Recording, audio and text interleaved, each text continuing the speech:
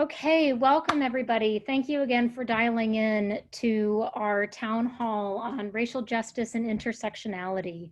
My name is Deena Fidas. My pronouns are she and her, and I'm our Chief Program and Partnerships Officer here at Out and Equal. So without further ado, I want to pass the baton over to our incredible CEO, Erin Uritus, who's going to kick off today's conversation. Thanks, Erin. Thanks so much, Deena, and thank you all to everyone joining us today. Headed into this call, there were hundreds of registrants from around the country and many from, in fact, around the world.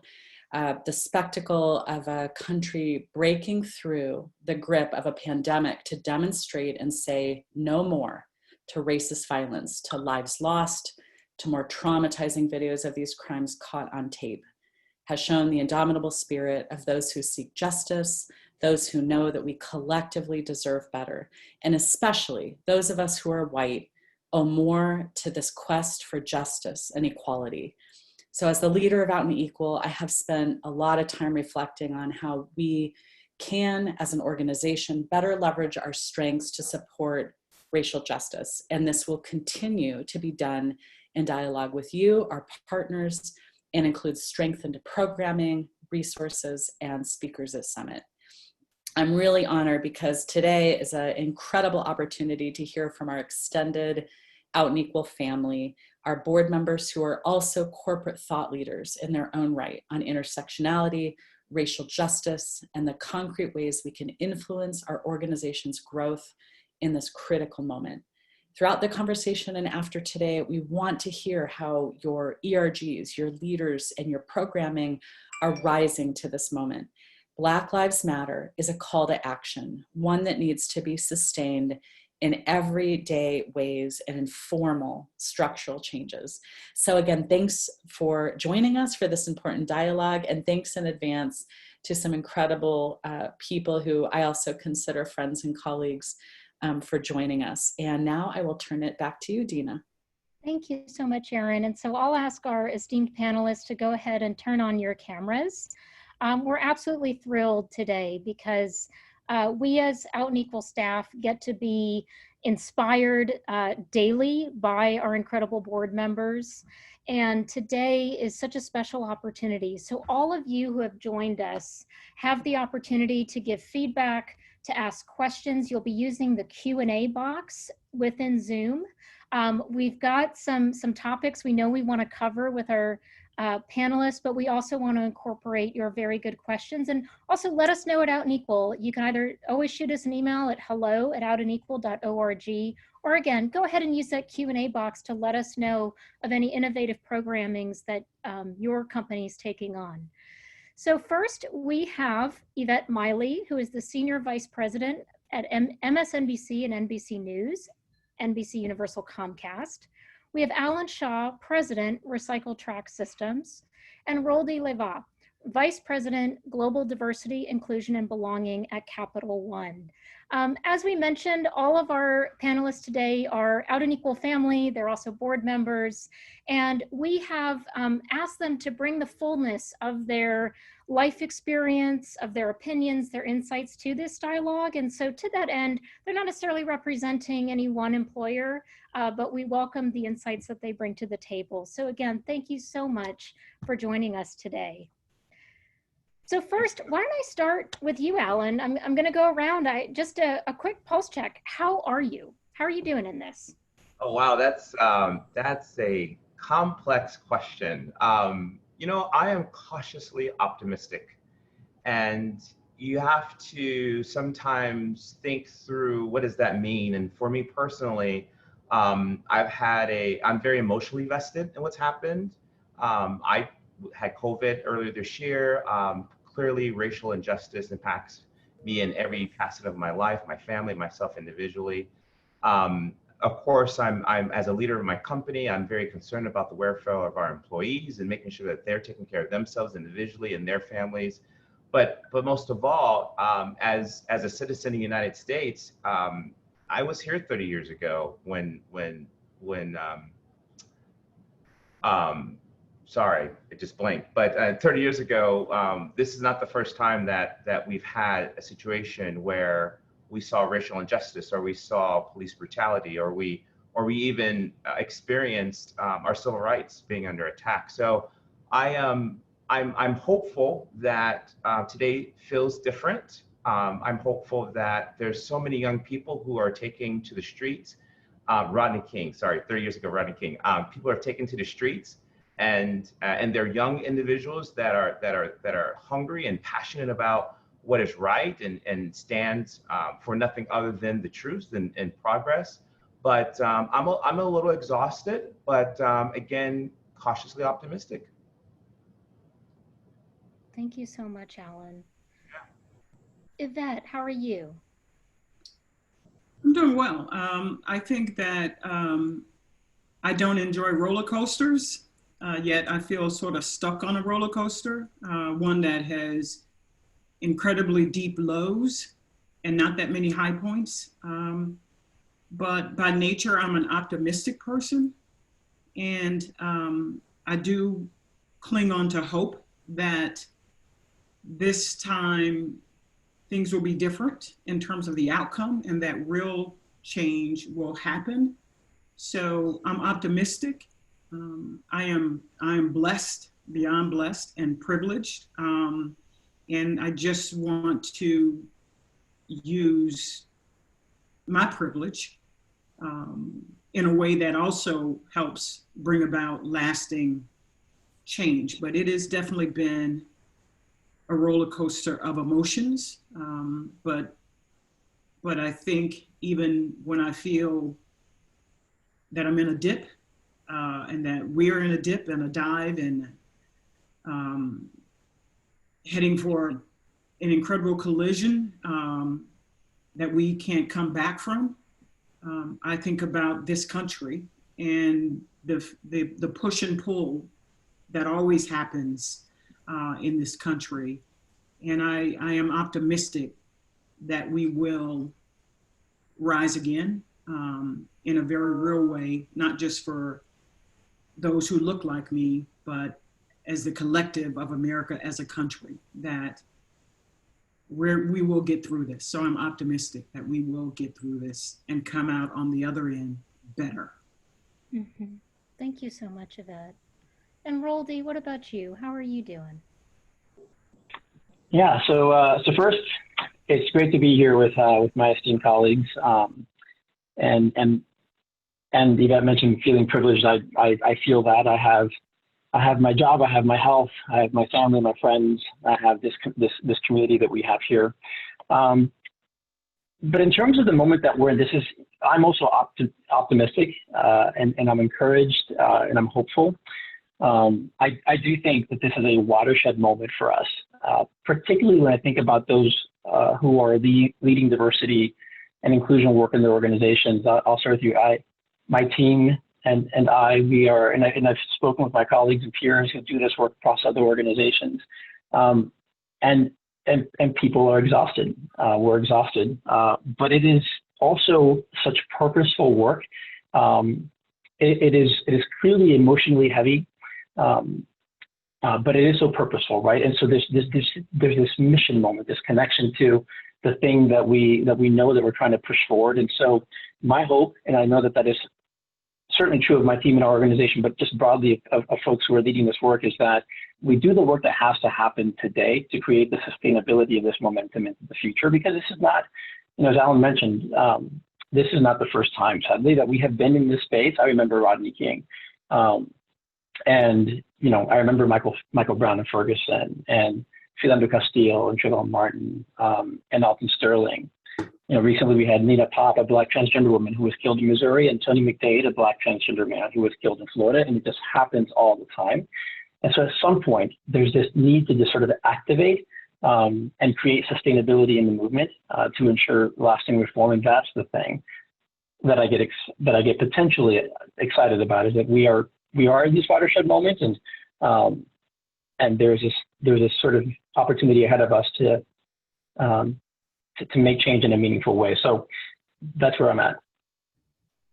Thank you so much, Rolddy. And I think you've kicked off the crux of the next topic that we wanted to talk about, which is, there's sort of a newer mantra that's emerged even in the last, 8, 12 weeks of seeing more corporate engagement with Black Lives Matter. And that's that Black Lives Matter is a movement, not a moment.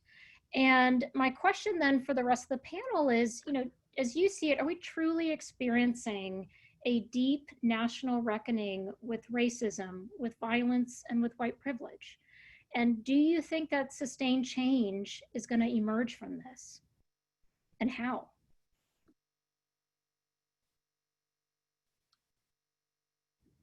I'm going to pick on Allyn because I think he had a lot to say when we had our pre-call. Oh my goodness.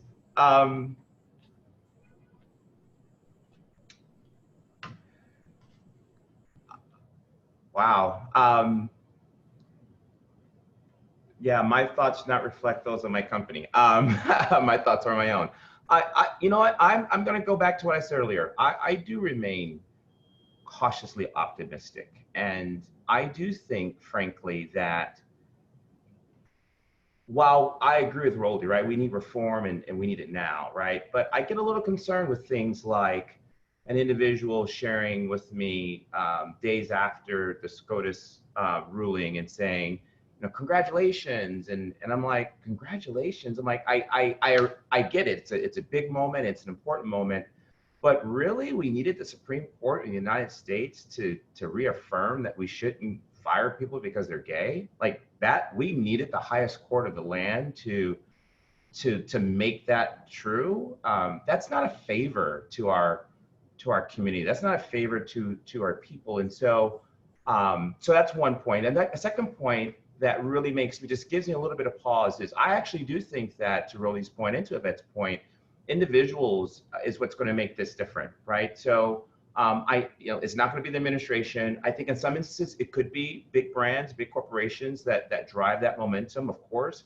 But I think individual people convening and organizing and saying enough is enough, I think that raw fuel, that raw energy is what's going to say things are going to be different, frankly, because individuals that represent those companies, individuals that lead those companies, individuals in Congress, individuals that are leaders in our community, it's people, it's me and you, it's us, it's the left person to the left, the person to the right, that ultimately is going to say, look, we're done with this. We're going to start doing things like getting rid of labels. We're going to start really looking at the soul of individuals, and not that they're white or went to this particular school or have this particular label that means absolutely nothing. And so I think that change is coming, but I don't think it's coming quite the way we thought it would come. I think it's going to be on the backs of a lot of individual people, like we've seen in the past few weeks, that have gone to the streets and gone to social media and said, again, enough is enough and it's time for change. I think that,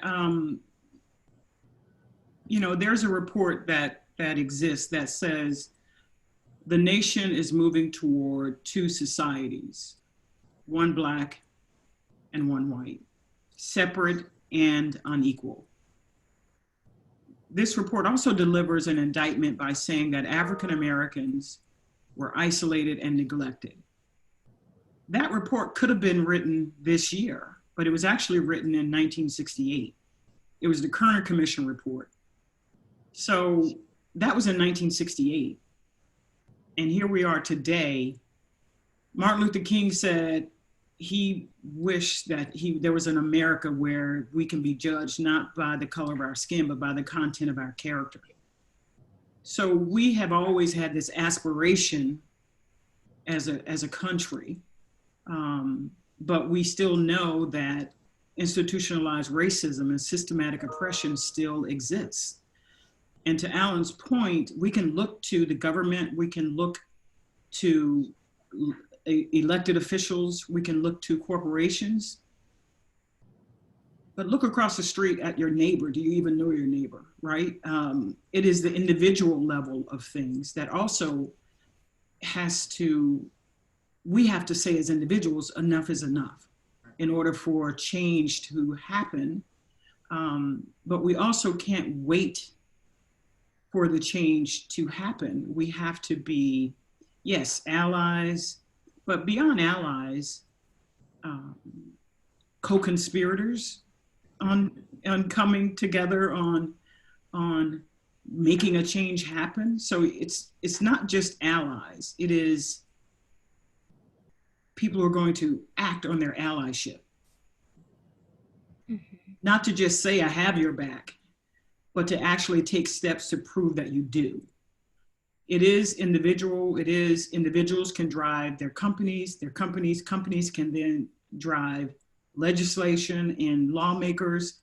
It's a chain reaction movement that has to happen in order for it to be sustained across generations and to change the very real report and outcome that was outlined in the Kerner Commission report that we're still living with to this very day. And Yvette, I'm so glad you brought up this term co-conspirator, because I think those of us who sort of been swimming in DEI world for some time, we hear allyship so much. What's the differences you would see? Is it action between being an ally? I hear ally as maybe being more passive. Co-conspirator is more active. How would you distinguish those two for somebody? And I don't want to diminish or discount allies. We all need allies.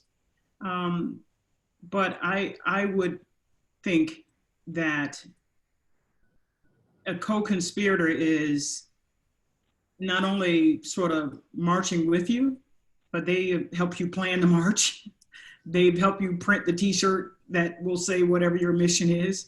They're there helping you to get it done, right? An ally might show up for the march. A co-conspirator might be the one helping you plan the march, helping to clear hurdles for you to get, I'm using a march as an example, but that's what a co-conspirator is. It's a person who's there not just when the act is required, but it's someone that's there when the crowds are thin, when the cameras go away, when you're alone in that boardroom and there's a something said, that co-conspirator says, wait a minute, we affirm this person's right not only to be in the room, but we actually want to hear what they have to say. That's a co-conspirator. An ally probably will say, you know what, I didn't like the way they talked to you in this meeting. They may do that after the fact, but a co-conspirator is there in the moment to say, wait a minute, let's hear, see, and acknowledge this person who's standing here in front of us. That's what I think a co-conspirator is, in my opinion. And it's just my opinion around those words, but I don't want to discount the importance of an ally, but an ally also needs to be at that level of acting on their beliefs. Mm-hmm. I love that. I'm glad the way that you've said it also makes me think about, allyship can be a sort of, and not to, as you said, minimize this concept of allyship, but there's not always a lot of risk in being an ally. You kind of opt in. You could opt in when it's convenient. Like you said, you pull somebody aside afterward and validate them. But what about someone who takes risk alongside in the meeting in a more demonstrative way? So I'm glad that you raised that. Rolddy, what are your thoughts on this? Yeah, so we refer to that as sort of upstander versus bystander behavior. This idea that you call those out in the moment. There's a lot of power in that. Yeah, listen, I'm reflecting on some of the points that Allyn made, also that Yvette made. These are really good points. Something about this movement feels different to me. And by the way, there was a recent New York Times article that came out that said that this is potentially the largest movement in U.S. history. Roughly they're estimating between 15 and 26 million people have participated in over 4,700 demonstrations since this started, across 2,500 towns and cities, of which 95%, over 2,500 towns and cities representing over 40% of American counties, of which 95% are majority white, which I think is an interesting statistic, right? That these are demonstrations that are not just happening in the large cities that we know, but that they are happening in the rural parts of our nation and across the country. And so that does feel different to me. To put this into perspective, the Women's March in 2017 had about 4 million people in the march. And the civil rights movements of the 60s had, at most, when put together, hundreds of thousands of people marching and demonstrating. So we're talking about something that feels really different in that space. But there's a story that I want to kind of call out, and that'll close my point, and that is the story of Emmett Till. And Emmett Till, for those of you who don't know, was a 14-year-old boy, 14-year-old black boy, in 1955, who had traveled from Chicago to Mississippi, and was lynched.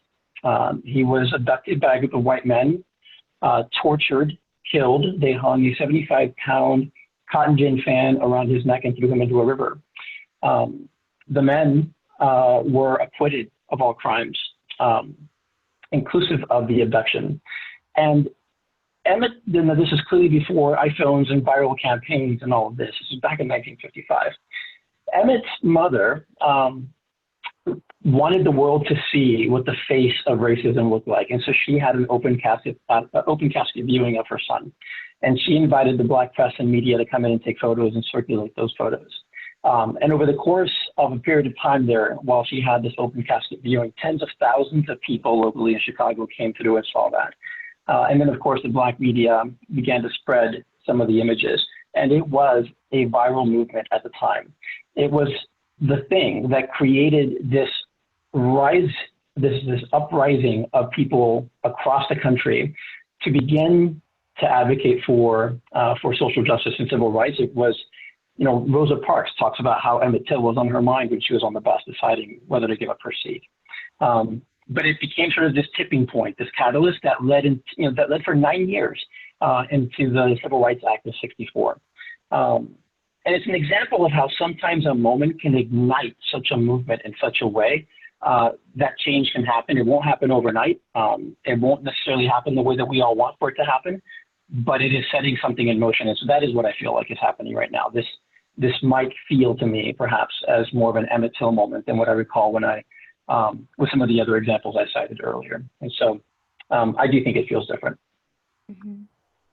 Thank you for bringing that up. Now, are you actually observing or leading conversations now in the workplace that are you observing more direct conversations about racism, about white privilege? Are you seeing this appreciable difference already? Yeah, that's a great question. That's so yes. I mean, the short answer is yes. We've put together. We've always had opportunities for discussion and awareness in our organization around this thing. But I recall that towards the end of May, we recognized that there was a need to have a single company discussion on this topic in a way that we hadn't had before. And it was a Monday that I brought that idea to the table. In just 5 days, my team organized, in partnership with the rest of the organization, our first ever sort of town hall discussion on race, such that following Monday, we had over 24,000 people log into it. So it was the single largest diversity discussion in the history of our company. And it was a powerful discussion, one that set off a series of discussions that we've had since then. So 2 weeks after that, we had another event with another 15,000 people log in. And next week, we have our next event with the author of So You Want to Talk About Race. And we have another 15,000 people plugged into that one. So, and these are just examples of activities that we're creating to create more discussion. There's a number of other, I think, initiatives that are in play. But I do think certainly in our organization that has been increasingly important, and our employees and our leaders have been driving a lot of that demand. And I would imagine this is probably true of many corporations. Yeah, I don't mind sharing, Deena, kind of a similar example. Much smaller company, but it was interesting. It was one weekend. It actually was the weekend coming out of what happened with George Floyd, and the protests had begun happening here in New York City. And for me personally, just 2 seconds on this, it was a tough weekend for me for obvious reasons. I had my nephew, Tyler, amazing young man, 20 years old, just turned, wants to be a constitutional lawyer, and so he's all about the Constitution and his rights, and he wanted to go out and march. And I didn't want him to march. I'll be quite honest. And I called him and I forbade it. I said, you can't do it. I don't want you to do it. And he didn't understand why. And I said, I cannot experience something happening to you. I cannot experience knowing that someone brought harm to you. I don't want you to see me in jail because that's exactly what will happen. But at that moment, I started to really realize just how serious the situation was and how polarizing this was becoming in our communities. And so the point I'm making here is that Monday morning going into the office, my CEO called and said, I think we need to do something. I think we need to have this conversation. And I said, I think you're absolutely right. And what we decided to do was to bring everyone to the call, but we did something a little different. We shared with everyone, this is a safe space, but we didn't want to just use the words, it's a safe space. What we said was, we want to hear from you. If you have a story to tell, if you have an experience or a feeling, we want you to feel comfortable sharing it or listening to others. But what we're not going to do is we're not going to react and respond. So if I share a story, I'm going to share that story. I'm going to share how it feels. And then I might say, thank you for sharing that story. Does someone else want to share? And by doing that, what it allowed people to, we believe, is experience being heard. So many people are sharing stories and sharing emotions but someone's just like, just racing, just waiting to get in there and to say something or give a point of view. Or we don't need to hear a point of view. We need to listen and we need to appreciate people's experiences. And we did that. And what happened afterwards was that so many people said, I didn't know how to bring up the conversation. I saw this happen. I didn't know what to do. I had no idea, this individual was experiencing that. Is there anything I could do to help? And it created this closeness, this togetherness, this sense of belonging, frankly, that I do belong here and people do care about me and I'm being heard. So I think it's been incredibly powerful, but I think it's important to make sure that people are given space to emote and to share without people feeling like they have to have the answer. I think at my company, it has been much of the same in terms of a lot of conversations, thousands and thousands of employees pulled into discussions about race. One of the things that I think we're focused on more specifically, though, is action, turning empathy into action. What are we doing as a company? What are we doing in our workforce? What are we doing about systems that might bring about systematic oppression within our own company? What are we doing to make dramatic, sustainable change? Our chairman just recently announced the 50% challenge initiative, and that is 50% of our workforce to be women, 50% of our workforce to be people of color. So what steps what are the tactics to follow through on that? So there are a lot of things that we're actually doing because we didn't want to just simply have the discussion. That the discussion was absolutely critical to have, to let people talk about their emotions, to bring things to the surface. Now that we've had the conversations, we're about action, steps to make dramatic, sustainable change in our company. Thank you. And I think I want to now riff on this notion of action and steps to take. And so I'll throw out two questions and you all are welcome to take one, both, challenge each other on it. One is, how can LGBTQ ERGs meet this urgent moment of action on racial justice? What can they be doing? A second is actually coming from our audience, which is advice for addressing people in leadership positions who have the question says, who have said racist, sexist, or homophobic statements. So how do you approach somebody who's above you in the company with, sort of a corrective dialogue there? What are some tips there? So you're welcome to take either one. What can ERGs be doing? And how do you have those tough conversations with someone who's your boss or your boss's boss within the firm? I think I will try to take a swipe at how to talk to your boss. And this is just what my approach has been in the past. I try not to correct them in public, but I definitely try to follow up with them to say a little technique that I learned a long time ago, L, C, and S. I like this new initiative that you just launched. I'm concerned, however, that in the language that you were using in describing it, that you said X about this person. It was inappropriate. I suggest that we not do that because it diminishes that person and it takes away from the initiative that you just laid out. And that's a little bit of a camouflage way of doing it, because when you tell people what you like about something that they've done, it disarms them. And then that opens the door for you to say exactly the precise thing that you want them to take away from. Now, you have to also consider, what is the action that this person, if this person already is saying these things, is that a leader you want to work for? And we all need a job, so I'm not saying run away from your job. Is that the leader you want to work for? How is that leader who's already saying things that are offensive going to actually respond to your correction? Are they really going to get it? Or are they going to take retaliatory action against you? Like, you have to weigh all of those things. My grandmother has a saying, you can't educate the ignorant. And by that, I mean, there's some people, no matter what you say, they are never going to change. They're never going to get it. And it is just who they are. Maya Angelou says, when people show you who they are, believe them. So yes, you can talk to your leader, but I think you also have to evaluate, are they really going to change? It doesn't mean you leave it unsaid, but you also have to answer that question for yourself. Are you ready for the consequences if in fact this person decides to retaliate against you?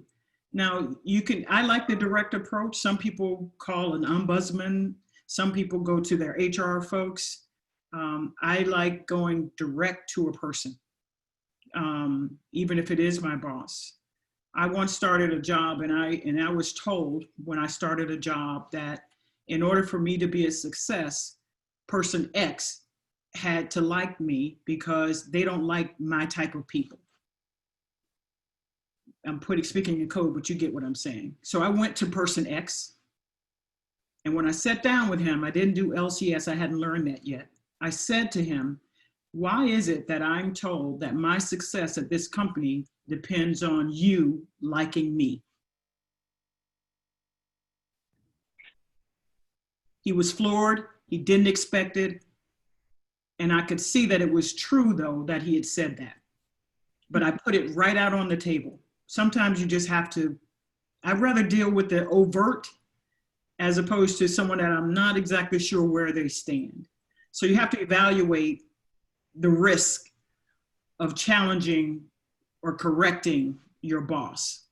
Mm-hmm.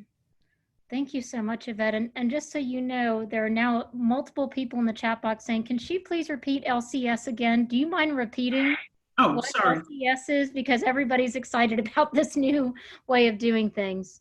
What you like, start with what you like, tell them what you're concerned about, and always say what you suggest the action should be. Mm-hmm. That's fantastic. Thank you.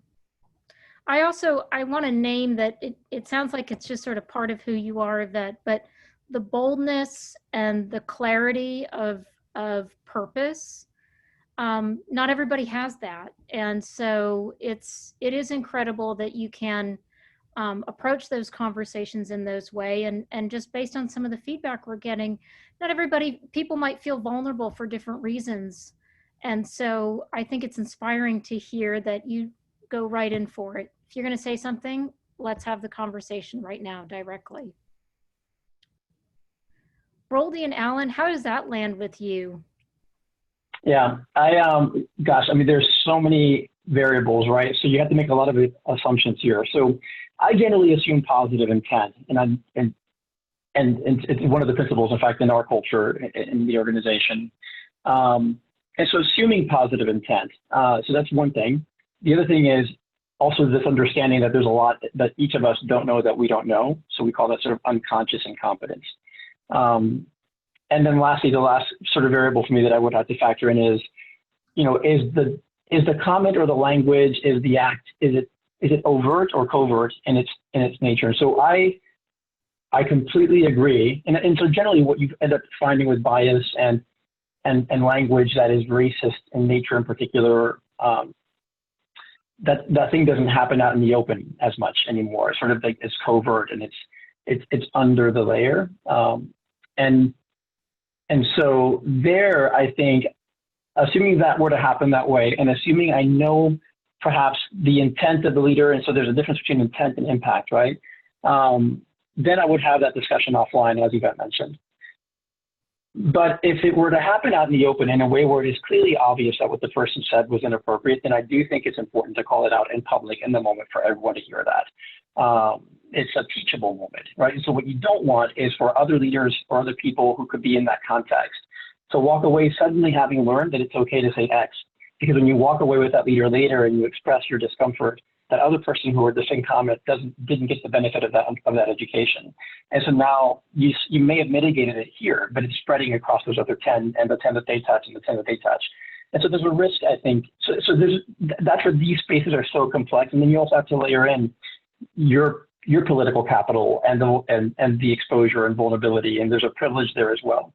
But then the last thing I'll share is, like, this is again why this upstander and ally behavior is so important, because it shouldn't have to be the Black or brown person or the gay or lesbian or transgender person, you know, who has to always expose themselves and be vulnerable that way. It would be ideal if there was a majority group member in that room who stopped that leader and said, hey, by the way, I think what you just said is X, and what you may have meant was Y.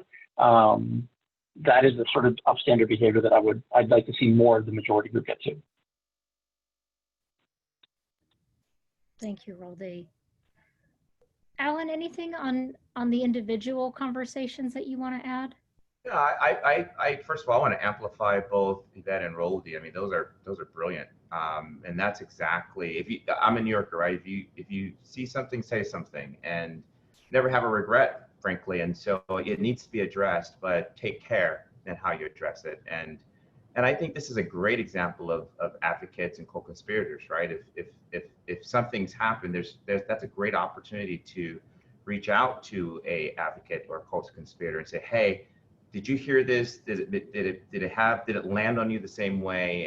And can we talk about how we might want to address it? So that, to your point, Rolddy, it's not always the person that has intersectionality as part of their being the one that's constantly having the individual that's having to address these issues, right? We need help. We need help. So I want to amplify both voices there. I think from an ERG perspective, and it's a fair question. I want us to always be careful, because I believe that ERGs are amazing because it allows for people to convene and to have community, right? And to really be able to communicate and in effect have a group of people around them that share and the same experiences, and you can have like conversations.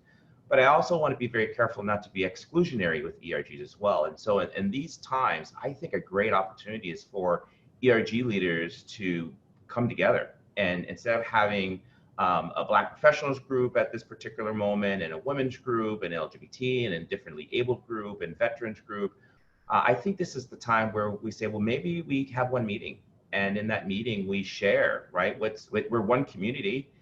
We all live in the same spaces. We work at the same company. We are experiencing things, albeit differently, but we're experiencing them in the same environment. Why not use this as an opportunity to have that safe space, that courageous conversation, and help drive togetherness or closeness more. Thank you. And I'm going to put something else out there. I appreciate, Allyn. I think you're speaking to cross-ERG leadership, which is very much needed. I'll also say, having been steeped in the LGBTQ workplace inclusion world, a lot of ERGs tend to be white, tend to be sort of majority white, majority cisgender men. And there's sort of this, reality there that when we talk about the potential of LGBTQ ERGs, there are some hurdles. And I'm wondering what you all think in terms of, are our LGBTQ ERGs signaling true, intersectional identities welcome? And is there more that they can be doing in terms of engaging in racial justice, racial equity, and inclusion that you feel like are just glaring missed opportunities right now?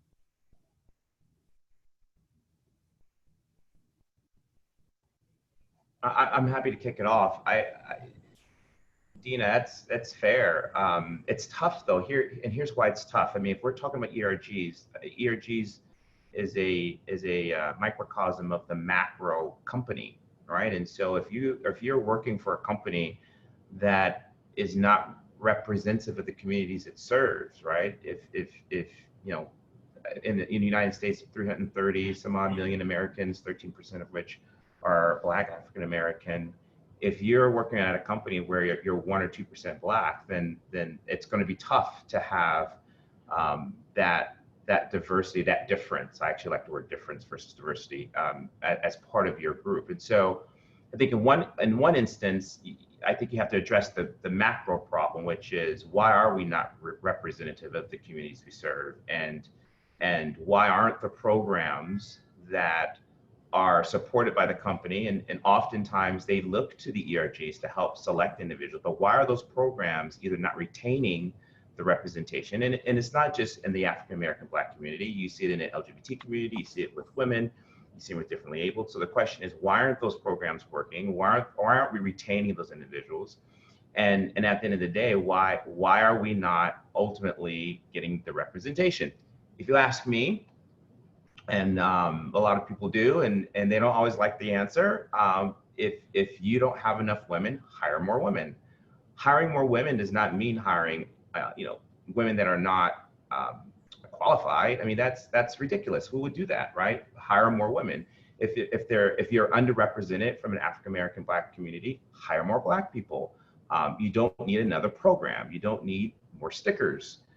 You need to just act, to the point that Yvette and others were making earlier. So I know you asked the ERG question, but I think it's actually more complex than that. I think the ERGs are, again, a microcosm of a macro issue, and that macro issue is that we have severe underrepresentation of difference in most corporations.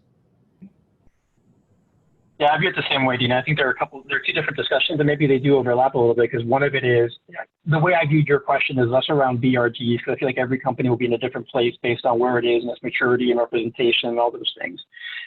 And then the broader question is just the ecosystem of our community, of the LGBTQ plus community, right? And what we are doing to educate ourselves about our own verticals, if you will, our own intersectionality, how we're educating ourselves about the experience of Black and brown people who identify as gay, lesbian, transgender, et cetera, right? So I've experienced different degrees of sophistication there on the ladder, and even programming. I don't know that really, it's sort of an absence of programming, but I think gets at the heart of that.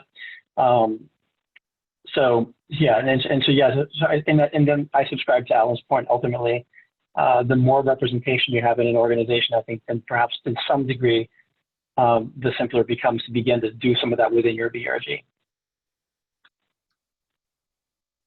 Yeah, I agree. I totally echo those thoughts. I do think there's a role for ERGs to play, but I also think the representation piece of it is important. And even within the LGBTQ community, we know that even though we have LGBTQ and all the other letters associated with it, there's so much difference, to Allyn's word, and diversity within that population, even of itself.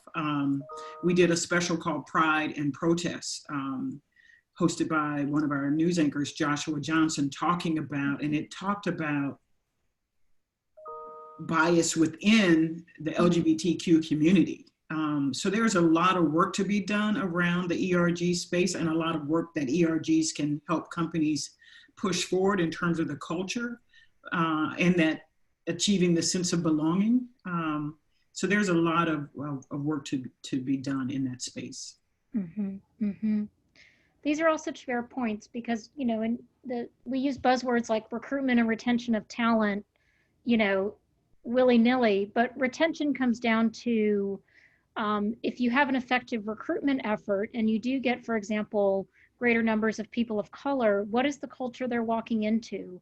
Is there space for evolution and a more dynamic culture when they arrive versus one that's kind of static and it's like, well, leave your, name it, Blackness at the door, leave your Latinx identity at the door.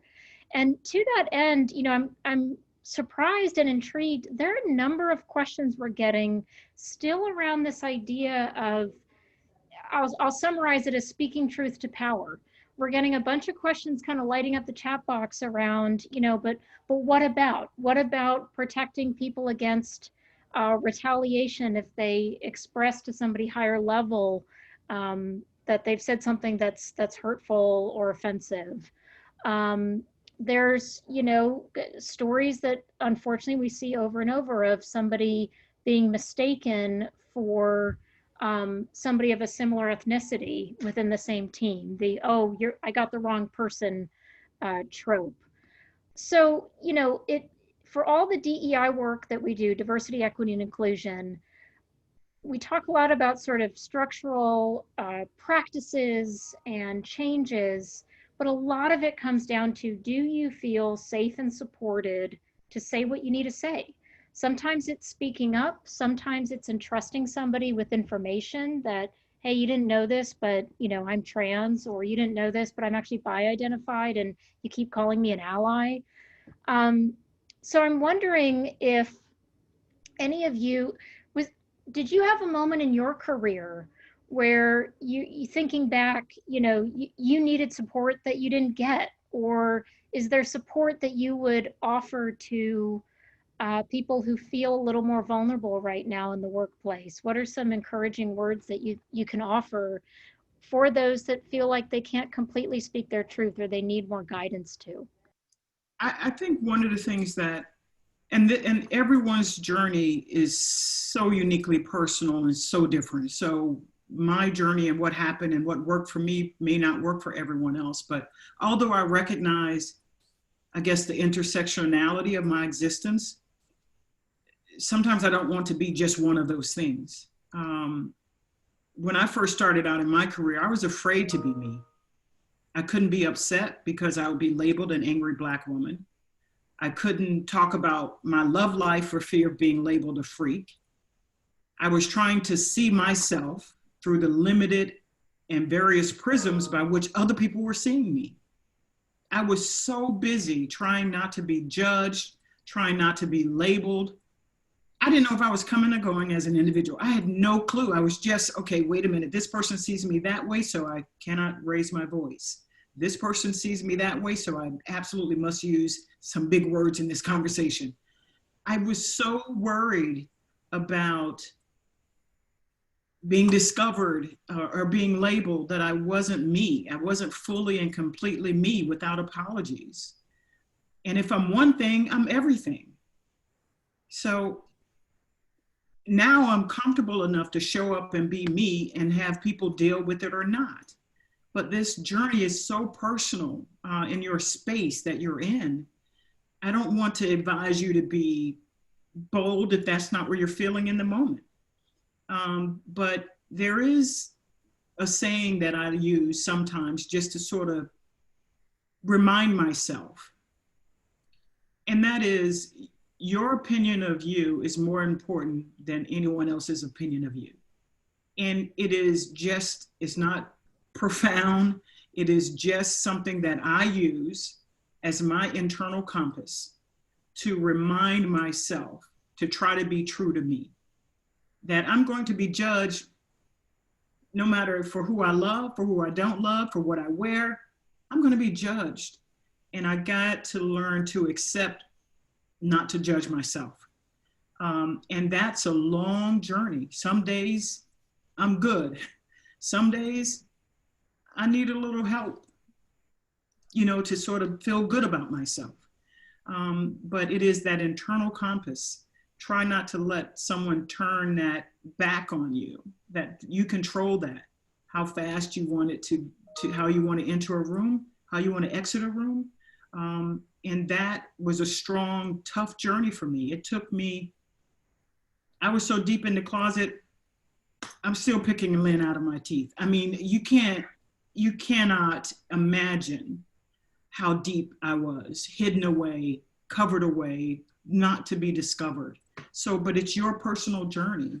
And I don't want to ever feel lost within myself again or judged so harshly by people that I was afraid to be me. It's a personal journey that you have to be on. Find something that is motivating for you, that can help you stand up taller, and walk into that room and be who you are.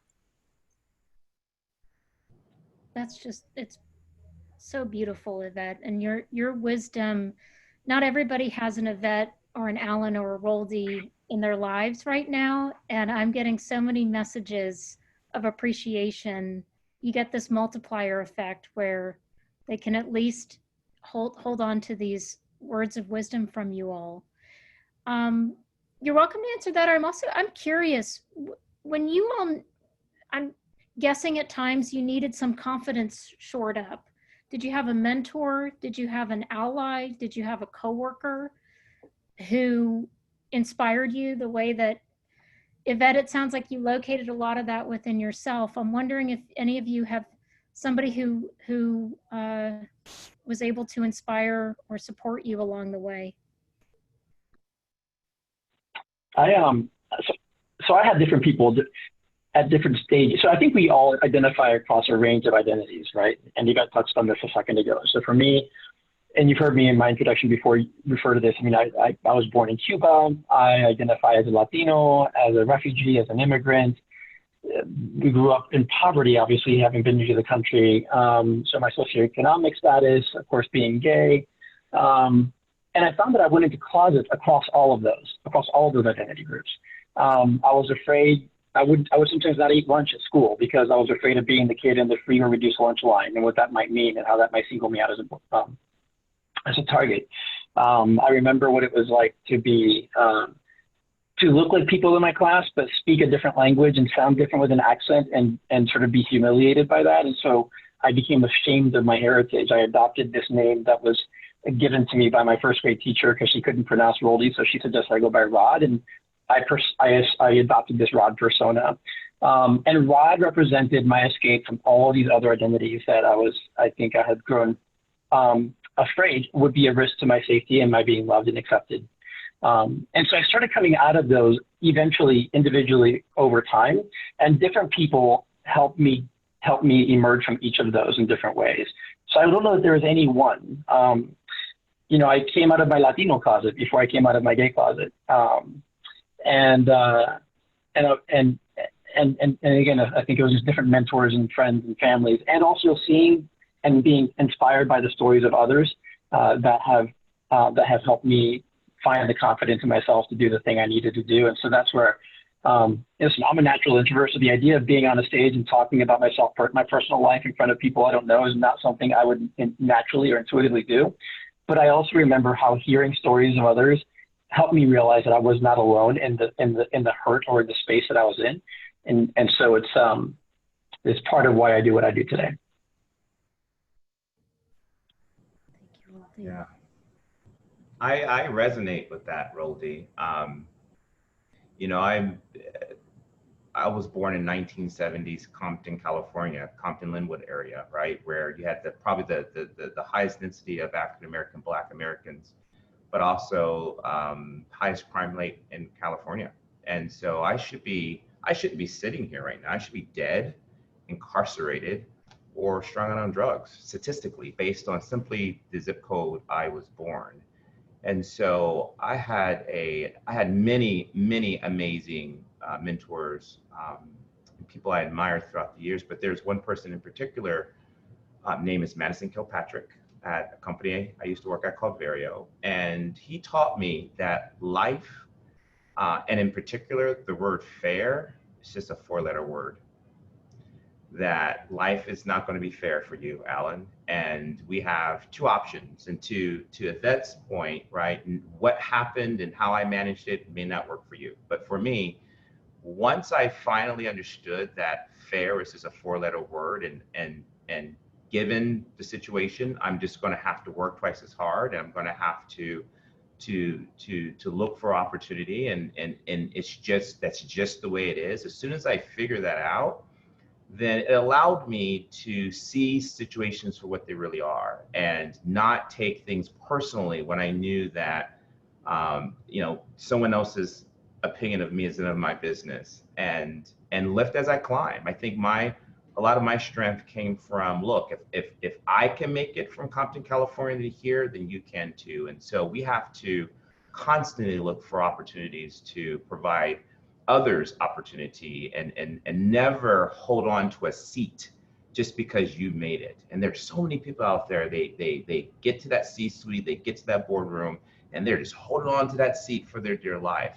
That is not what we're supposed to be doing. We need to lift as we climb, and we need to make sure that we give others opportunities that we may not have had it not been for people and mentors and sponsors. And so for me, it was simply just really embracing the fact that life isn't fair. And once I got past that, the rest is history. Thank you so much, Allyn. I want to honor the fact that we said we would end in an hour, but I also want to tell you that I personally have about 20 more things I wish I could ask you all, and we're getting even more questions from the audience. But until soon, because I know that we will be asking you all for additional insights and words of wisdom, especially as we look to Out and Equal's annual summit in early October. This is not the first or last conversation we are having, illuminating people's stories and talking about race, racism, intersectionality, and what actions we can all take. Even though life may not be fair, we can work together to make it more just. So thank you sincerely from my heart. You all are extraordinary. It's a privilege to get to work with you. And I'm so glad to be able to have so many people around the world benefiting from your insights and your life experiences and wisdom. So with that, thank you all again. If those of you who have dialed in have additional questions, our team is here. We're reachable at hello@outandequal.org. For details about our workplace summit and additional virtual events, just check out our homepage, outandequal.org.